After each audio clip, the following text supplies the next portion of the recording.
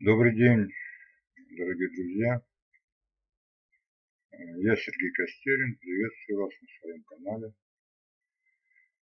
И сегодня я обращаюсь к соотечественникам, к россиянам. Вот, друзья, нам, по воле Всевышнего, суждено было родиться в одной стране, и в одном государстве. И конечно, все мы, наверное, переживаем за нашу страну. И как бы видим, что что-то у нас не все получается так, как бы мы хотели бы, да. Вроде очень богатая страна, недра наши богатые, территории у нас огромные, и народ вроде хороший, и все бы. Но вот как-то что-то у нас не складывается с экономикой, там постоянно проблемы. Вроде как бы воевать-то мы хорошо воюем, но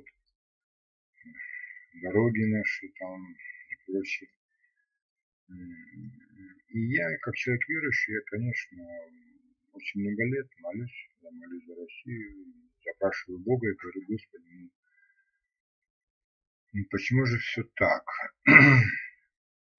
И вы знаете, Господь мне положил на сердце, что Иисус, Он хочет нашу страну очень обильно благословить. Это Его желание и решение. Я не хочу сказать, что Иисус любит только Россию больше, чем других. Нет, знаете, Бог любит всех, любит все народы. Просто Россия, она как бы, знаете, немножко подходит под те параметры, которые нужны Богу для благословения. Понимаете, что на примере России Господь хочет показать всему миру свою любовь, свою силу, свое могущество, что для Бога нет ничего невозможного. Он все может, и Богу все под силу. Но скажу сразу, что есть одно условие, которое нам всем Бог, как говорится, выставляет. Да? Одно условие – это примирение с Богом. То есть всеобщее, всероссийское, чтобы каждый из нас осознал свою значимость и понял, что можно вложить, скажем, свою лепту, в нашу страну, это покаяться и примириться с Богом. Почему я это говорю сразу? Потому что, друзья, без примирения с Богом ничего не получится. Примирение с Богом даст благословение. Примирение каждой души, каждого россиянина, оно даст именно благословение на страну. И Господь, Он же ведь хочет показать свою любовь. Он тоже ведь хочет не только же кнутом махать, там, наказывая нас там, наводнениями, и землетрясениями и так далее. Он хочет показать, что Он Бог милующий. И Россия, она, видите, она очень большая по территории. У нас очень много земель. У нас очень большие природные богатства.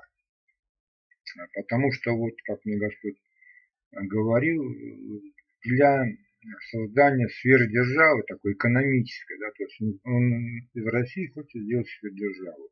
Такую, которой просто еще не было таких держав. И он говорит, что для создания такой экономики нужна страна, которая будет самодостаточна. То есть, которая не будет извне там от кого-то зависеть. Потому что, поймите, чтобы быть самостоятельной и ни от кого не зависеть, чтобы какая-то страна не могла, влиять на нашу экономику. И Россия, она подходит под это. И потом, видите, друзья, Россия, она никогда не была, скажем, такой экономически такой сильной, что прям уже Понимаете, если сейчас Бог возьмет какую-то экономически сильную державу, то там особо и незаметно будет, что вот, ну, стала сильнее Америка, там, чем была там, в 2 раза. Ну, была и так сильно, еще сильнее, там, ну, еще какая-то страна. А вот Россия, она как-то вот, ну, где-то вот как-то вот никак с экономикой не ладила. И поймите, когда Бог обильно благословит нашу страну, то это будет очень заметно, очень видно. Конечно, вы можете там отнестись там, с недоверием к моим речам. Это ваше право. Но вот я выполняю свою миссию. У меня есть, ну, скажем, на земле, там, как у каждого из нас, у меня есть своя задача, своя миссия. Я ее выполняю, и я озвучиваю то, что мне говорит Господь. Поэтому, дорогие друзья, вот надо просто понять о том, что ничего не может получиться без примирения с Богом. И вы понимаете, ведь само по себе благословение – это как бы есть Божье согласие. Бог говорит, да, я согласен, это хорошо. Вы понимаете? И если, например, вот, ну даже возьмем на примере просто человека, да, вот человек, предположим, болеет, да, вот он болеет, и он говорит, Господи, ну ты там меня исцели, да, а Бог не исцеляет, например, почему? Потому что человек еще не примирился с Богом, да, то есть Бог, получится, что он когда, если бы Бог исцелил человека, тогда человек посчитал, ну все нормально, ну все хорошо, ну я там, не знаю, там куда-то прокричал в небеса, и мне исцеление пришло, не знаю, там от Бога, не от Бога, но я исцелился. И человек пойдет дальше с полной уверенностью, что все было хорошо и все было правильно. Понимаете, поэтому Бог не может благословить там, где не устраивает его. Потому что люди тогда будут думать, что так они все делают правильно. Вы поймите Бога тоже. И поэтому вот я сейчас вот, и призываю всех к покаянию, потому что я знаю, что без покаяния не будет ну, вот этой России, которую мы все ждем. Я несколько слов скажу, я много что уже знаю о России, конечно, что Бог хочет сделать. Я вам хочу сказать, Бог хочет создать здесь сферы державы. Продуктов питания мы будем производить столько, что вот сможем прокормить весь мир. У нас будут самые лучшие технологии.